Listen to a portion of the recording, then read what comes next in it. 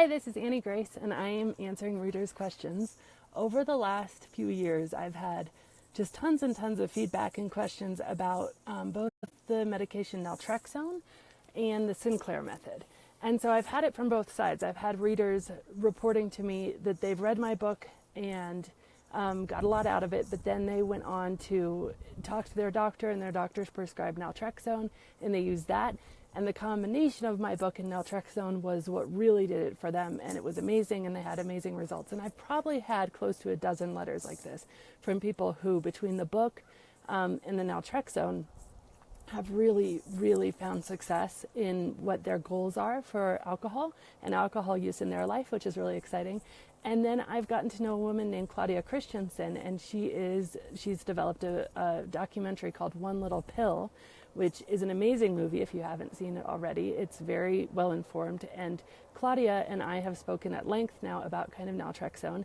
And then I've also gotten to know another behavioral neuroscientist, Dr. Eddie Jaffe, who has, he and I have spoken at length about it. So all the questions are coming in, and I wanted to kind of do a video on what my understanding of Naltrexone and the Sinclair Method are, and clarify things a little bit and talk about how I think it works with my work at This Naked Mind. So first of all, Naltrexone is a medication, and it's a medication to help you stop or reduce drinking. And the interesting thing about the Naltrexone is often to be taken, especially with the Sinclair Method. The Sinclair Method is a way to take Naltrexone.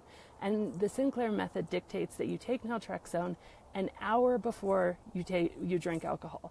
So the Sinclair Method is not about not drinking. It's interesting. They call it on their website, drink yourself sober. And so what it is you take the pill an hour before you drink. And what Naltrexone does is and I want to get this right, so I'm looking at my notes, but Naltrexone is an opiate. It blocks an opiate antagonist. So it blocks the effects of opiates in the brain. And Dr. Sinclair, he developed this theory and he was heavily influenced by Pavlov, the Nobel scientist, where if you ring a bell, dogs salivate. I think we're all pretty familiar with that experiment.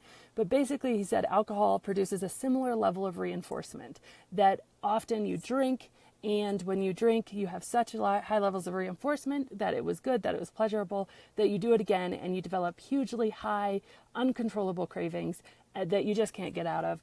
And so he said, well, what if, and he theorized that this reinforcement was because when alcohol released endorphins, those endorphins actually attached to and binded with opioid receptors in the brain. So you were actually having a very similar experience to sort of, taking opiate, frankly. And so he said, what if we interrupted that pattern with an opiate antagonist, like Naltrexone? And so what you do, with his method is you take it an hour before you drink. And here's what it does. It makes the drinking not so pleasurable. And here's what the people who have used it tell me, is that they couldn't get past day one, no matter what. Or maybe they could get 2 or 3 days under their belt. They knew they didn't want to be drinking alcohol anymore, but their cravings were so intense that they'd cave in every single time. And so they went to their doctor. Their doctor prescribed Naltrexone. And they would drink it, or they would take it an hour before they went out and have a drink. And I mean, literally, I have a selfie from somebody in Canada, and she's sitting there with a half a glass of wine, and she's walking out of the restaurant, leaving the wine on the table. She said this has not happened to her in 30 years. She cannot believe that she didn't even want to finish her glass of wine. She went on to not have anything else. So I think what's so powerful about this idea of doing it is my work. If you're familiar with it, it's all about reconditioning the unconscious mind. So reconditioning, and one of the biggest things that we have conditioning about, sure, we have a lot of conditioning from society, because society is super alcohol saturated, from our parents, from our families, from our friends. But the biggest influencer of your unconscious mind is your own experiences. And so no matter how much you understand everything on paper, you read the entire book, you understand everything, but if you're having a huge craving, you're going out to dinner all night, you're trying so hard not to have that drink, but all night you're thinking about that glass of wine, there's no way that you're going to enjoy that dinner, because that craving is so intense. So by taking Naltrexone an hour before, how I understand it, and I've never actually taken it myself, I'm certainly not a doctor, but taking an hour before, it blocks that craving so that when you do drink, you don't feel it as intensely. And from my perspective and seeing the success some of my readers have had, this is interesting because it allows you to experience then an evening without alcohol. But it's very different experiencing an evening without alcohol where you don't feel the sense of deprivation, where you don't entertain the belief that, oh, if only I was drinking this evening would be so much better, so much more fun. When you're existing in that space, I remember for me, whenever I had to be the designated driver, I would go into these evenings being like, oh, well, I know I'm not going to have fun. What's the point? Everybody else is having fun. This sucks. And so I wouldn't have fun. And sure enough, it would be absolutely miserable for me.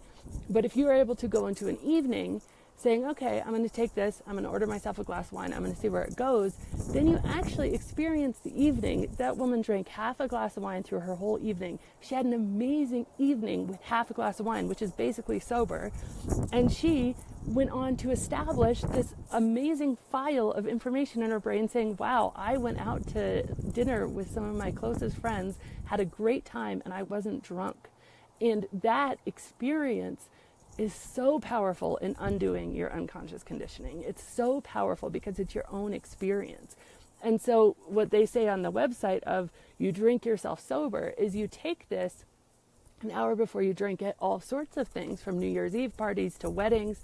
And all of a sudden, because alcohol is no longer providing any of the stimulation it used to in your brain, you are able to experience these things without getting drunk. And you're developing this huge database of your personal experiences, which can really overcome the conditioning that you have in your mind. Because there's only so much you can do, so far you can go without your personal experiences. And what I did, it took a year, but after I stopped drinking, every single new experience I had, I was certainly nervous to go into it. Okay, it's the first wedding. How's this going to be? But I knew I wasn't going to drink. I made that decision for myself. Full stop. I was going to just see, it was an experiment. I was going to see how it went. And because drinking wasn't an option in my mind, I wasn't feeling deprived. I was like, maybe it would be more fun. But once I built that experience, I was like, oh, I had so much fun. It wouldn't have been more fun. And I look at the wedding that I went to most recently. I said, I would have been drunk. That wouldn't have been fun at all. I would have been hungover the next day. And I developed this experience that, in fact, I had so much more fun without drinking.